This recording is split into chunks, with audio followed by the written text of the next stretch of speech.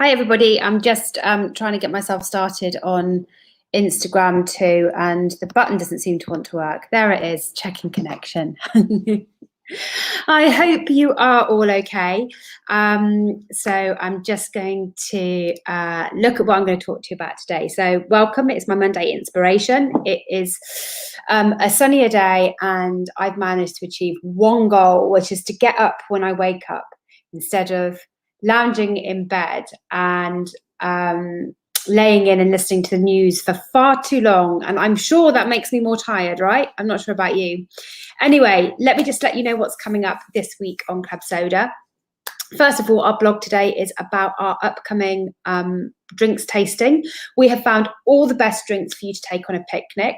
Whilst I know that venues will be opening up hopefully very soon, I suspect we'll be spending a lot more time outdoors this year. So we've got a special picnic box that we're doing with Wise Bartender, and we're doing a live online tasting on the 24th of May to go with that. So there's details about all of those drinks in that blog today. We've, as always, got Ask Dru on Wednesday, so answering another one of your questions. If you've got any questions, you can ask those here on Instagram. You can ask in our Facebook group. You can ask on our Facebook page. You can even email drew@joinclubsoda.co.uk if you've got a particular question you would like answered. Our interview on Friday is with an amazing guy called Luke Worsfold, who is an addiction counsellor himself, but talks a lot about anger and alcohol and how that impact on him. It was one of the loveliest interviews I have done in a long time. And then on Saturday, we have a special workshop called Back to the Pub, which Dru is running at 2 p.m. It's a short workshop, but designed for anybody, particularly who has given up or cut down over the last year and suddenly realizes you're going to have to go back to the pub. It's really quite frightening, isn't it? And to be able to navigate that is really interesting. Anyway, so look out for those. You can find everything on joinclubsoda.co.uk. So to the motivation, that's what I'm here for. I wanted to talk a bit about, I know that many of you will not be like me and be a fan of The Archers, which for anyone who doesn't know is probably one of the longest running soaps in British media and is on Radio 4, and I've been listening to it all of my life. And there is a storyline at the moment about drinking, and I could delve into all of the things that I find very anxiety making about it and all of that sort of stuff, but actually I wanted to talk a little bit about what it made me think of this week. There were 2 episodes and they both made me think different ways. So for example, the main character who's got a problem with drinking, Alice, met somebody and talked about a bit about how they're feeling. And I felt there was a real light bulb moment for Alice where she realised that what she wanted in her life was more than the drinking, that she had a new baby and this was really important to her, and she could begin to see the life that she wanted to lead. And I was really, really happy, because for me, this is, the cornerstone of changing your drinking is understanding the life that you want to lead. And I think that I began to see that click for her. And in that, I saw a whole comparison with me. It was a positive comparison. I thought, that's what happened for me. I saw a life that I wanted more than drinking, and I just began to pursue it. Excellent, a happy comparison. It made me feel comfortable about keeping on the straight and narrow. And then yesterday, it's the christening of her child, and she turns up drunk, and it's awful, absolutely car crash, awful. I had to really force myself to listen to it, not only because it made me feel uncomfortable, these are things that I could have done, but also because I found that this time I was making a comparison myself between the fact that, well, at least I wasn't as bad as Alice. I wouldn't have done that. Actually, I was as bad as Alice, just my behaviour was slightly different, and that's what the issue is. I mean, she's a character written, and we all play out our own individual story. So just because I didn't do that exact thing or do something very similar in that exact way, I began to put myself in a more privileged place, in a better place, in a place where I wasn't that bad. And that made me begin to think about how we use comparison, because comparison is an amazing thing to help us change. We see other people doing things that we want to do. We see them succeeding at it, and we believe, excellent, we can do that too. And it's a real positive experience. It can be incredibly motivating and help us change. Knowing that the sky doesn't fall in if you cut down your drinking or go alcohol-free is really important. It's the same with any behavior change, with weight loss or exercise or anything. Showing and sharing pictures of our success, telling people how long we've done in terms of milestones. All of these, when we read them as individuals trying to change, are incredibly motivating. But there are two other things about comparison that we need to be aware of. And they're good to be aware of, because they're the things that can throw us off track, right? They create emotions in us which go, well, sod it, I'm going to hit the fuck it button. And the first of those is that we often use comparison to really, particularly early on, to confirm a bias that you already have.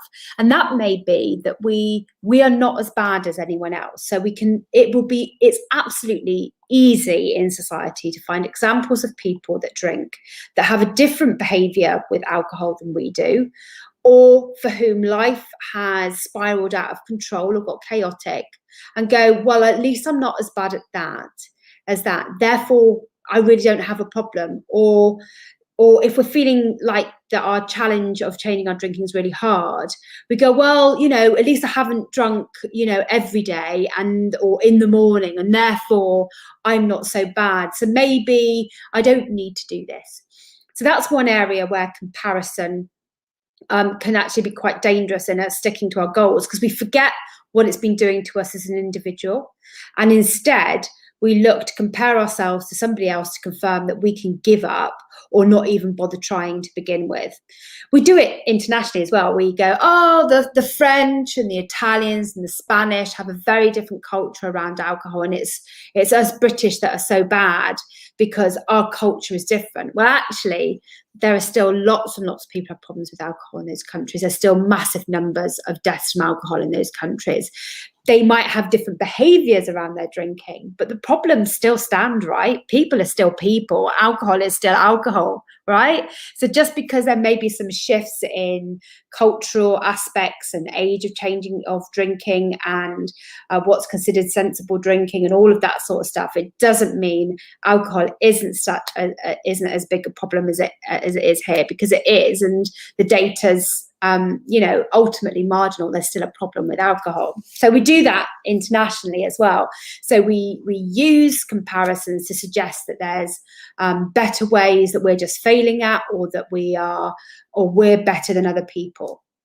And I come on to that failing aspect as well. The other problem with comparison is, of course, you can see other people doing really well, and it looks so easy when other people share positive stories around change online. They haven't shared every intimate moment of how hard it was to get there. Instead, they've shared the outcome, the solution, the thing that's worked, the brilliant bit, the silver lining, the whatever at the end. And therefore, that makes you feel anxious and despondent as a bit of a failure, and therefore that maybe you shouldn't even bother trying. So I think the challenge for this week is to begin to use comparison as a force for good. See other people's success as success that you can achieve yourself.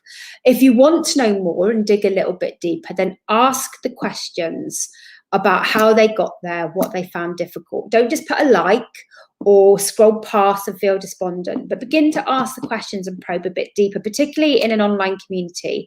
It's where, you should be able to have that conversation.